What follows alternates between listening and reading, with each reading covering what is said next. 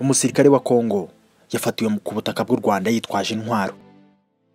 Amakuru dukesha inyamakuru Umuseke avuga ko umusirikare wa leta ya Kongo Kinshasa ubarizwa mu gisirikare cya FARDC cy'iki gihugu yafashwe n'inzego zishinzwe umutekano mu Rwanda yambukanye intwaro ku butaka bw'iki gihugu kuri uyu wa gatandatu ushize. Uyu musirikare ngo yafatiwe ku butaka bw'u Rwanda nyuma yo kubwinjiramo aje gutashya inkwi zo gutekesha. Umuyobozi wa polisi ya teritwari ya Nyiragongo mu ntara ya Kivu ya ruguru, Colonel Patrick Duma Molengo, yabwiye ikinyamakuru Actualité cyo muri Kongo ko uyu musirikare yafashwe nyuma yo gukandagira ku butaka bw'u Rwanda. Yagize ati, turemeza ko umusirikare umwe wa Kongo yafashwe n'igisirikare cy'u Rwanda ku mupaka wo mu mudugudu wa Kabagana. Yari yagiye gutashya inkwi zo gutekesha. Colonel Patrick Duma yavuze ko uyu musirikare yambutse umupaka uhuza igihugu cye n'u Rwanda afite n'imbunda ye akaza kugera ku butaka bw'u Rwanda mu buryo bwamutunguye. Nta tangazo rirasorwa n'ingabo z'u Rwanda ku ifatwa ry'uyu musirikare wa Kongo winjiye mu Rwanda yitwaje intwaro. Gusa umuvugizi w'ingabo z'u Rwanda Brigadier General Ronald Kwivanga yemeje aya makuru ubwo yavuganaga n'ibiro ntaramakuru AFP. Yagize ati, umusirikare wa Kongo yinjiye ku butaka bw'u Rwanda afite intwaro ye.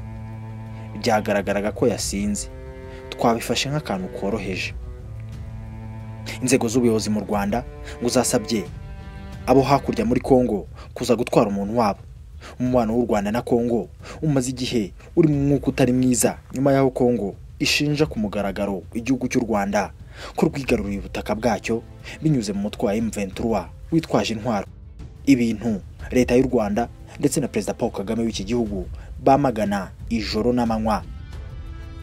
Uyu musirikare aje akurikiye umusirikare wa Kongo warasiwe mu Rwanda nyuma yo kwinjira arasa inzego z'umutekano tariki 17 Kamena 2022. Icyo gihe umusirikare wa Repubulika Iharanira Demokarasi ya Kongo utaramenyekana umwirondoro mu masaha ya 2 y'uwo munsi, 2 z'igitondo, ku mupaka muto uhuza umujyi wa Goma na Gisenyi, ndavuga akarere ka Rubavu mu ntara y'Iburengerazuba mu Rwanda, yinjiye arasa kuri polisi y'igihugu, nawe araraswa ahita yitaba Imana. Iki gihe amakuru dukesha Kigali Today yavuze ko abakora ku mupaka bavuze ko uyu musirikare wa FARDC yatunguye abakora ku mupaka yinjira arasa. Ati, byaradutunguye, twumvise amasasu menshi araswa, abantu bariruka, ariko yaje kurasirwa mu Rwanda imbere yaho abantu basakirwa. Amafoto y'umusirikare wa FARDC agaragaza ko yaguye muri metero zirenga 20 ku butaka bw'u Rwanda ahakoreshwa n'ibyuma bifata amashusho, ndavuga za kamera. Iraswa ry'uwo musirikare wa FARDC byanemejwe n'ubuyobozi bw'ingabo z'u Rwanda mu itangazo ryasohoye nyuma y'uwo munsi, bavuga ko uyu musirikare warasiwe ku butaka bw'u Rwanda yabanje gukomeretsa abapolisi 2 b'u Rwanda nubwo yarasaga no ku baturage bari kwambuka. Iryo tangazo rivuga ko uwo musirikare yambutse umupaka yinjira ku butaka bw'u Rwanda afite imbunda mu bwoko bwa AK-47, atangira kurasa inzego z'umutekano z'u Rwanda n'abaturage bambukaga umupaka. Rivuga ko umupolisi w'u Rwanda uri mu kazi yahise arasa uwo musirikare mu rwego rwo kurengera ubuzima bw'abari bibasiwe, akaba yaraguye muri metero ziri hagati ya 20-25 ku butaka bw'u Rwanda nk'uko iryo tangazo rikomeza ribivuga. Umusirikare wa FARDC yarashwe mu Rwanda mu gihe imvugo zihembera urwango mu Banyarwanda zari zikomeje gukwirakwizwa n'abapolitisiye muri iki gihugu.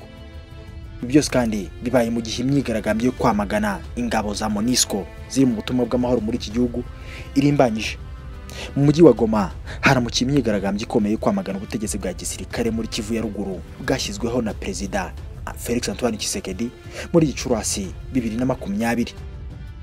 Iyi myigaragambyo irasaba irukanwa rya MONUSCO ku butaka bwa Kongo ndetse no kurekura umujyi wa Bunagana n'ibindi bice byigaruriwe na M23. Ni imyigaragambyo iri kubera mu bice by'umujyi wa Goma aho inzego zishinzwe umutekano zihanganye n'abigaragambya bafunze umuhanda. Yitabiriwe n'abantu batandukanye barimo abayobozi ba societe civile bari baherutse kubwira abaturage ko bakwiye gufunga ibikorwa byose bakora iminsi 2 bakigaragambya. Abaturage basanzwe nabo bitabiriye, abamotari, abacuruzi n'abandi bantu. Imyigaragambyo yitabiriwe kandi n'amashyaka arimo abafite ingengabitekerezo yo kwanga u Rwanda asaba ko FARDC, iki ni igisirikare cya Kongo, yafungura umuriro w'amasasu ku Rwanda bafata nk'umwanzi nimero ya mbere. Societe Civile ivuga ko kuwa 26 ushyira kuri 27 Nzeri 2022 nta bikorwa byemeye mu mujyi wa Goma, ko ari iminsi y'umubabaro yo kwamagana ibibi bakorerwa amanywa nijoro.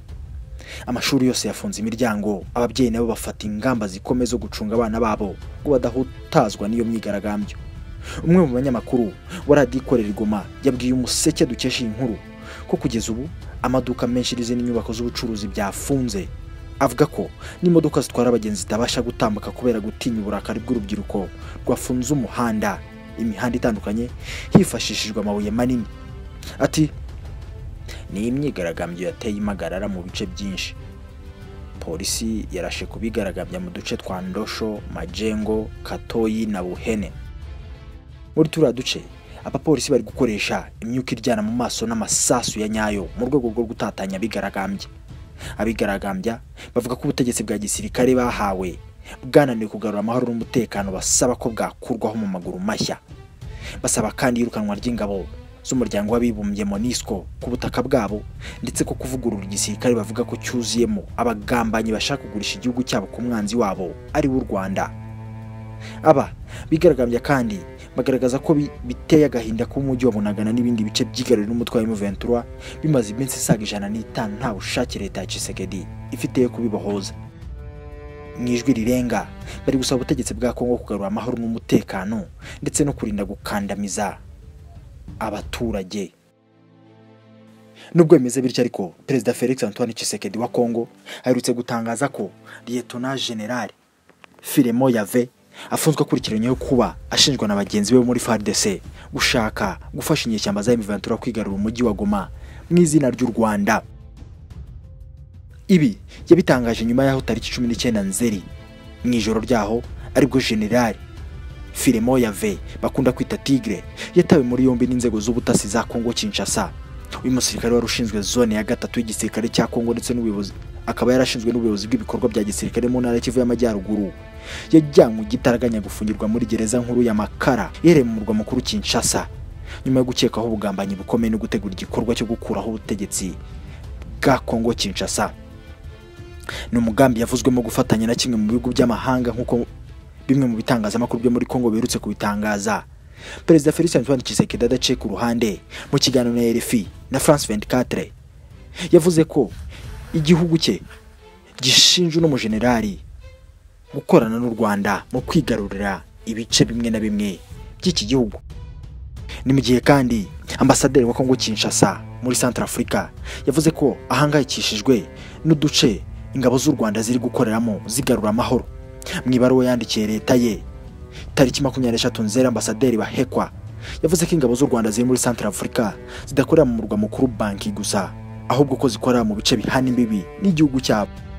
Yatanze urugero rw'uko izi ngabo zikorera mu gace ka Mbayiki gahana imbibi na teritwari Libenge na Damara kari mu birometero bigera kuri 75 ugana mu mujyi wa Zongo mu ntara ya Ubangi y'Amajyepfo. Urundi rugero yatanze nuko ingabo z'u Rwanda zikorera mu gace ka Bangasu gahana imbibi n'intara ya Baswele. Utundi duce dukora ku mugezi wa Ubangi turimo Ndoku, Zamba, Satema, Kembe, Lafai na Mobaye. Ambasaderi Baheka yagaragaje impungenge z'uko ingabo z'u Rwanda zakwinjira byoroshye ku butaka bwa Kongo Kinshasa. Ati ingabo z'u Rwanda zishobora gukora byoroshye mu Repubulika ya Demokarasi ya Kongo zinyuze muri Repubulika ya Centrafrica. Uyu mudiplomate yasabye leta ya Kongo Kinshasa gukomeza amasezerano y'igisirikare hagati ya Union ya Centrafrica ibihugu yemeza ko bifitanye umubano umeze neza. Ambasaderi Baheka agaragaje izi mpungenge mu gihe igihugu cye kimaze iminsi gishinja u Rwanda kugaba ibitero ku butaka bwayo no gufata tumwe mu duce tw'iki gihugu mu izina rya M23. Ibi kandi bibaye nyuma yaho perezida mushya wa Kenya William Ruto avuze ko imikino yo kwitana abamwana hagati y'u Rwanda na Kongo Kinshasa nta gisubizo na kimwe bishobora gutanga. Ni mu nteko rusange y'umuryango w'abibumbye Perezida Felix Antoine Tshisekedi yari amaze gushinja u Rwanda kugaba ibitero mu gihugu cye no gufata tumwe mu duce twacyo ngo rwitwikira umutwe twaje intwaro wa M23. Perezida Kagame nawe imbere y'abitabiriye inteko rusange yari iteranye ku nshuro 77 i New York muri Amerika yavuze ko umukino wo kwegekanaho amakosa udakemura ibibazo Perezida Ruto mu kiganiro yagiranye na Al Jazeera kuri uyu wa 24 Nzeri 2022 yabajijwe niba atekereza ko niba ari ukuri u Rwanda rwaba rufashe M23, asubiza ko yagiranye ikiganiro na Perezida Kagame akabihakana, nyamaze uruhande rwa RDC ndavuga Kongo Kinshasa rubishimangira. Uyu perezida yavuze ko icy'ingenzi ari ugushakira umuti ikibazo cyo muri Kongo aho kwegekanaho amakosa.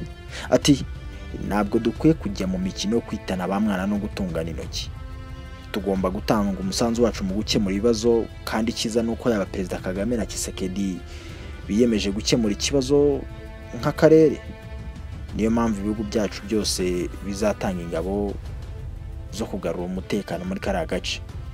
Perezida Ruto atangaje ibi mu gihe imyiteguro yo kohereza ingabo z'ibihugu bigize umuryango wa Afurika y'Iburasirazuba ikizwe nka East African Standby Force irimbanyije igoma muri Kivu y'Amajyaruguru. Hamaze iminsi hategurwa ibiro bikuru byazo byamaze gushyirwaho ibirango by'uyu muryango n'amabendera atandukanye. Iyi yari Intego TV iri kukugeza amakuru agezweho muri Kongo Kinshasa.